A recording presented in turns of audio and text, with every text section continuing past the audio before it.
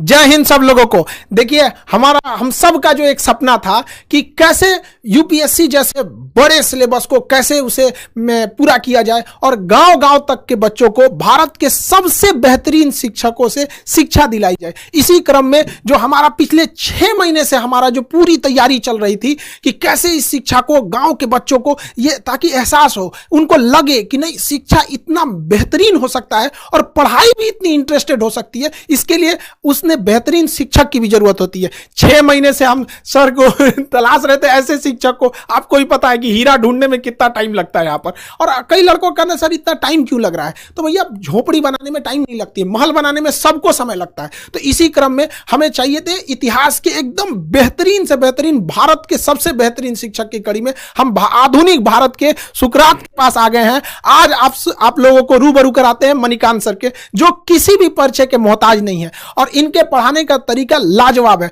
पढ़ने के बाद लड़कों को फील होने लगता है कि नहीं अब तो हमारा सिलेक्शन पक्का होने वाला है। तो भारत के सबसे बेहतरीन शिक्षक से पढ़ने का आपको मौका मिल रहा है और हम खुद गौरवान्वित महसूस कर रहे हैं कि आधुनिक भारत के सुकरात के साथ आज हमें यहां मौका मिल रहा है। आप लोगों को भी यह मौका मिलेगा और आप लोग समझेंगे कि कैसे भारत का अब निर्माण होगा, क्योंकि जो विशाल अखंड भारत की जो परिकल्पना थी वो जैसे हमारा उस समय अखंड भारत चाणक्य जैसे विद्वानों से बना था, उसी तरह अब हमें आगे बढ़ना पड़ेगा हम सब लोग को। उस समय एक चंद्रगुप्त मौर्य ने देश को जोड़ा था, लेकिन आज हजारों चंद्रगुप्त मौर्य की जरूरत पड़ेगी। और इसी सिलसिले में इतिहास पढ़ाने के साथ साथ इतिहास रचने वाले मणिकांत सर से आप रूबरू हुइए और समझिए कि कैसे कैसे आगे चीजें चलेंगी।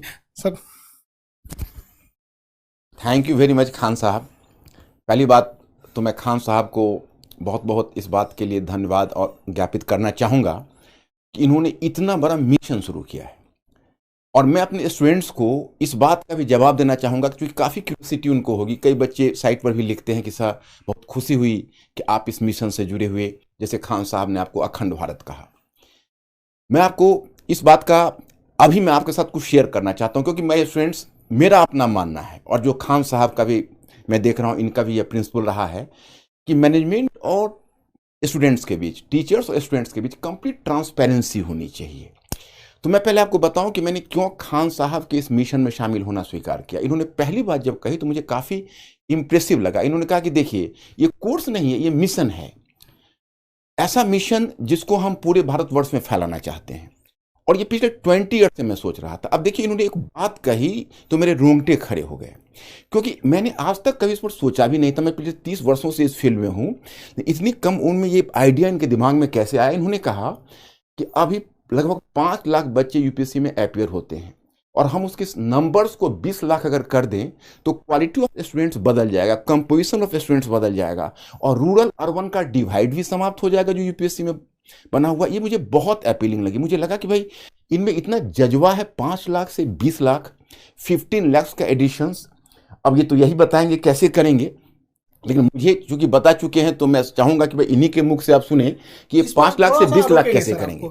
सर का कहना है कि 5 लाख से, देखिए अभी लगभग 5 लाख लड़के यूपीएससी का फॉर्म भरते हैं, जिसके सबसे बड़े कुछ रीजन में है कि इतनी महंगी है यूपीएससी कि अगर आप सोचिएगा कि सस्ता में कहीं कर ले तो सर जैसे महान शिक्षक से पढ़ने का अवसर नहीं मिलेगा। और अगर सर जैसे महान शिक्षक से पढ़ने का मौका चाहिए तो आपके पास बहुत 2-3 लाख रुपए चाहिए। पहले के समय में एक ये था, सर जैसे कहें कि 20-30 साल से सर का भी ये सपना था कि अब देश बदलना है।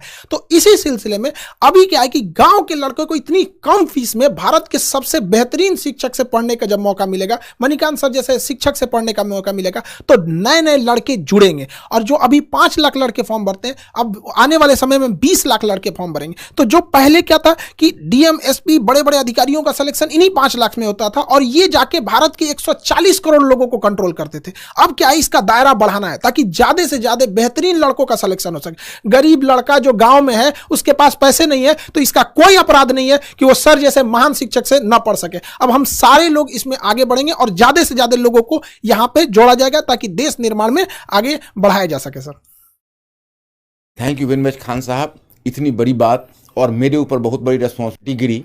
मैं एक चाहूँगा कि एक बहुत ही कर्मठ सिपाही की तरह इस मिशन को जरूर आगे बढ़ाऊँ क्योंकि ये मैं पिछले 20 ईयर से, जैसा इन्होंने कहा 20 ईयर से मैं सोच रहा था। दूसरी बात कि मैंने खान साहब एक अखंड भारत शब्द का बहुत ज़्यादा प्रयोग करते हैं, मेरे सामने भी किया। तो मैंने खान साहब से क्वेश्चन किया कि व्हाट डू मीन बाय अखंड भारत, आपको अखंड भारत से मतलब क्या है?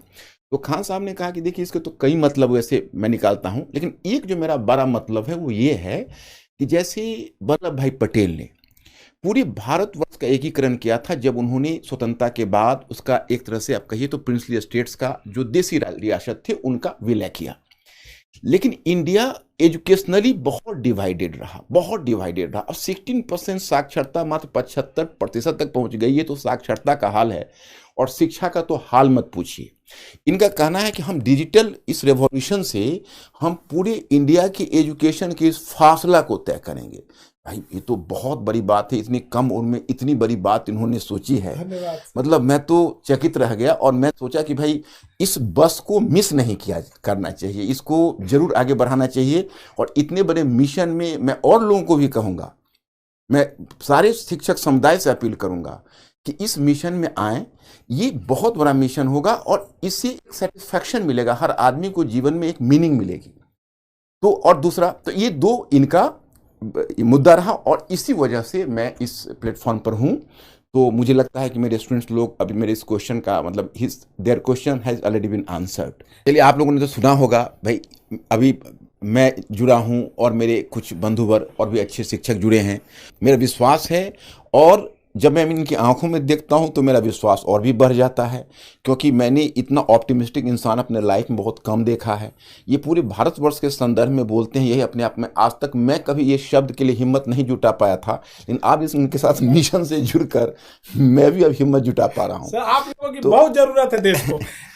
देश को बहुत ज्यादा जरूरत है, समाज की अंतिम पीढ़ियों को। और हम इतना विश्वास दिलाते हैं कि आप लोगों को ना एक इतिहास पढ़ने के साथ साथ इतिहास रचने का मौका मिलेगा। और सर यही बच्चे निकलेंगे और बदलेंगे। कि कभी कहा जाता है कि हिंदी मीडियम के लड़कों का रिजल्ट नहीं हो रहा है, ये बड़ा चीज है। अरे हिंदी मीडियम के लड़कों को आपने मौका कहां दिया? वहां पर गरीब बच्चा जो गांव के सड़कों पे घूम रहा है, तो ऐसा थोड़ी है कि उसके पास योग्यता नहीं है। अरे उसके पास पैसे नहीं है, अब कोई बाधा नहीं आएगी सर। लड़कों का तो कई लड़कों का कहना है कि सर आ गया अब हम तो कोई किला उखाड़ देंगे।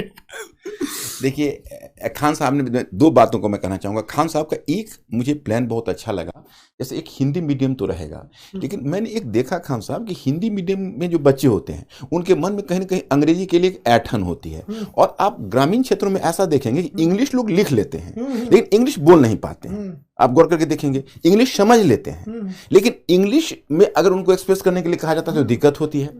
तो वैसे लोग जो इंग्लिश लिख सकते हैं, आज की तारीख में जब इंटरव्यू में भी उनके पास चॉइस है कि हिंदी इंग्लिश किसी में डिलीवर कर सकते हैं, और अगर वो इंग्लिश लिखने की स्थिति में है तो उनको शिक्षा देने के लिए आपने जो इंग्लिश वाला आइडिया दिया है ये बहुत अच्छा। इन्होंने 3 स्टेज में लाया है, एक कहा है हिंदी मीडियम, दूसरा इंग्लिश और तीसरा इंग्लिश, प्योर इंग्लिश, ताकि वैसे बच्चे जो प्योर इंग्लिश वाले हैं साउथ इंडिया, क्योंकि जब अखंड भारत को करना है तो अगर आप केवल हिंदी में रहेंगे तो खंडित भारत हो जाएगा। तो उसको अखंड भारत करने के लिए आपको गैर हिंदी प्रदेश में भी जाना पड़ेगा। तो ये भी एक लॉन्ग टर्म प्लान है। और इस संदर्भ में अब आप कुछ कहना चाहेंगे? तो सर एक चीज हम जरूर पूछना चाहेंगे सर कि ये आपके जो पढ़ाने का एक नया यूनिक मेथड जो है, इतिहास को इतिहास तक सीमित न रख के उसे वर्तमान परिदृश्य से जोड़ना, उसे भौगोलिक दृष्टि से जोड़ना, अंतर्राष्ट्रीय संबंधों में ऐतिहासिक घटनाओं का क्या असर पड़ा उस सब चीज़ों को जोड़ना। जैसे एक छोटा सा एग्जाम्पल के तौर पर चाइना जो है जापान के प्रति इतना ज़्यादा एग्रेसिव क्यों है? लोगों को तो दिख रहा है, सबको दिख रहा है कि चाइना जापान के प्रति स्पेशली बहुत एग्रेसिव है, लेकिन वो इतिहास की उस घटना को नहीं देख रहे हैं कि जापान द्वारा मंचूरिया पर क्या हुआ था। तो ये जो चीजें आप जोड़ते हैं ना, ये लड़कों के लिए बहुत बेहतरीन साबित होगा। सर इसके लिए थोड़ा सा बताइए कि लड़कों में ये भी क्यूरियोसिटी रहती है कि अरे सर हमसे तो कह रहे थे कि आप पहले क्यों नहीं लाए, जो लड़के थे कि सर हमको भी ये मौका मिला रहा था। तो सर ये जरूर बताइए वो यूनिक तरीका से। अब माय स्टूडेंट्स, अब इसमें मैं जो खान साहब ने जो क्वेश्चन किया है उसमें मैं एक चीज़ इसमें और भी जोड़ना चाहूँगा, फिर मैं इसका भी रिप्लाई कर रहा हूँ। मैंने खान साहब से पहला क्वेश्चन किया था, इन्होंने जब अपनी फ़ी को 7500 रखी, मैंने कहा कि खान साहब कहीं आपका ध्यान क्वांटिटी पर ही तो नहीं है, क्वालिटी, कहीं ऐसा तो नहीं कि क्वालिटी के साथ कोई कॉम्प्रोमाइज़ होगा? क्योंकि क्वालिटी के मामले में बहुत ज़्यादा सेंसिटिव रहा हूँ। सर यहाँ हम आपको रोकेंगे यहाँ पर। एक बात बताइए, लड़के लोग जहाँ पे सर खड़े रहेंगे वहां पे क्वालिटी के बारे में अगर कोई डाउट कर रहा है तो फिर उसको एक बार पुनर्विचार करना चाहिए कि वो किस दुनिया में जी रहा है सर। तो आपका रहना एक इतने बड़े चीजों का बनना ही अपने आप में इस बात का प्रमाण है कि क्वालिटी तो बेस्ट रहेगी, बेस्ट में भी सबसे बेस्ट, कि लड़कों को लगने लगेगी पढ़ने के बाद मेरा तो हो ही जाएगा सर। यही इनका जो ये उत्तर था मेरे बहुत सेटिस्फैक्ट्री लगा। इन्होंने उस वक्त इन्होंने हमसे एक सवाल किया, कहा कि अच्छा ये बताइए सर, आपका जो method of teaching of history है वो यूनिक कैसे है? तो मैंने इनको जवाब दिया कि देखिए, मैंने इसमें कोई यूनिक, लोग इसलिए मानते हैं कि वो एनसीईआरटी पुस्तक के इंस्ट्रक्शन को नहीं समझ पा रहे हैं। एनसीईआरटी पुस्तक में जो क्लास 6 से लेकर 12 तक आप जाएंगे, एक प्रीफेस का पेज होता है, उसमें एक स्पष्ट क्लियर कट एक इंस्ट्रक्शन है। उसमें यह है कि पहला कि देखिए आप मतलब you have to discourage the rote learning among students and try to activate their pattern of thinking. मतलब स्टूडेंट्स में आप सोचने की प्रवृत्ति को विकसित करिए और रटने की प्रवृत्ति को हतोत्साहित करिए। वो तब संभव है कि जैसा कि अभी खान साहब ने कहा कि जापान और अगर चाइना का वर्तमान कॉन्फ्लिक्ट है तो उसको हम अतीत में ले जाएं, अतीत को वर्तमान में लाएं, तो बच्चों में स्वयं एक्टिवेट हो जाता है सोचने की प्रवृत्ति। दूसरी बात क्या है कि आपके एनसीईआरटी में लिखा हुआ है कि विभिन्न विषयों के बीच की दीवारों को तोड़कर एक अंतर अनुशासनात्मक दृष्टिकोण विकसित करिए। वही मैं करता हूं। अब हिस्ट्री है तो हिस्ट्री को इंटरनेशनल रिलेशन से, इंटरनेशनल इकोनॉमी से, अब तो जो हमारी टीम है, अब हमारी जो टीम है अपने और बंधुवर हैं, हम लोग साथ बैठेंगे, हम तो काफ़ी एक्साइटेड हो रहे हैं कि हम इस पैटर्न को ही चाहते हैं चेंज करना। अभी यूपीएससी में खान साहब क्या हो रहा है कि अलग अलग बच्चे अलग अलग पढ़ते हैं विषय, नौबत यह है कि बच्चों की स्थिति उस तबले की तरह हो रही है जिसको अलग अलग लोग धुन बजा के चले जाते हैं। हम चाहेंगे वो सिंक्रोनाइज करे सारे ट्यून, और वो तभी होंगे एक टीम वर्क की तरह। जैसे आप वॉलीबॉल टीम देखते हैं, फुटबॉल टीम देखते हैं कि एक पासिंग दे रहा है, दूसरा गोल कर रहा है, so that should be A complete team. तो मैं आपको बताऊं कि यह चीज इन्होंने मुझे कहा कि बिल्कुल ठीक है, ऐसे ही इसको ले चला जाए, और इस बात से काफ़ी एक्साइटेड हुए। तो एकेडमिकली मुझे बहुत सेटिस्फैक्शन मिला इनके इस प्रोग्राम से। और बाकी तो आपको खान साहब बताएंगे। एक चीज लड़कों से कहेंगे, देखो भाई सर के मुस्कुराहट पे मत चले जाना। यहाँ पे जितने लोग हम लोग सेलेक्ट करेंगे ना, देखिए हम लोग का एक प्लान है कि लड़के जो हैं जब आप क्लास करेंगे तो उसमें ऑटोमेशन इतना लेवल रहेगा कि वो आपका खुद चेक कर लेगा कि आप कितने लेवल पे हैं, कितना मेहनत कर रहे हैं। जब आपसे टेस्ट लिया जाएगा तो उसका रिकॉर्ड हमारे सर्वर पे रहेगा कि आप कितना अच्छे से टेस्ट देते हैं, कितने अच्छे से पढ़ते हैं। और हम लोगों की जो सिलेक्शन टीम है अगर सेलेक्ट कर लेगी कि नहीं अब आपको व्यक्तिगत रूप से अगर और मेहनत कर दिया जाए तो आपका सिलेक्शन पक्का होगा, तो आपको गाँव से हम लोग की पूरी संस्था ऑर्गेनाइजेशन आपको वहाँ पे यहाँ दिल्ली लाएगी और उन लड़कों को स्पेशली पढ़ाया जाएगा। और जिन लड़के सर के आएंगे ना ये सर के अंडर में, तो सर अभी भले मुस्कुरा के आपको बता रहे हैं, लेकिन जब पढ़ाने के टाइम पे उतरते हैं ना सर, तो लड़कों को इस तरह से, जिस तरह गन्ना का रस कैसे निचोड़ लिया जाता है वैसे निचोड़ लिया जाता है। हमसे कह रहे थे कि खान साहब लड़कों को बस खाने के लिए और सोने के लिए छूट देना है, अब बाकी यहीं ले आके पढ़ना है, तब जाके भारत बदलेगा। तो याद रखिए वो कमर कस लीजिएगा, ऐसे मेहनत करने वाले हैं। यहाँ सर बहुत आराम से कर रहे हैं, लेकिन जब सर पढ़ाने उतरते हैं ना पूरी टीम हिल जाती है यहाँ पे। इसलिए आप लोग का क्या हाल होगा, इसलिए आप रेडी रहिएगा। और ये ज़रूरी भी है। अब मजाक, यूपीएससी मजाक की चीज़ नहीं है। यहाँ पर हम लोगों का जो सपना है इतना बड़ा, इतने भारत के सबसे बड़े बड़े शिक्षक जो भी भारत में हैं, जैसे सर ने कहा कि और भी हमारे साथ जुड़ते रहेंगे लोग, सब लोग, तो आप लोगों को इसमें कोई दिक्कत नहीं आएगी। बाकी सर तो हैं आप लोग के लिए, आपको अतीत में लेके जाके आपको इतिहास पढ़ाएंगे।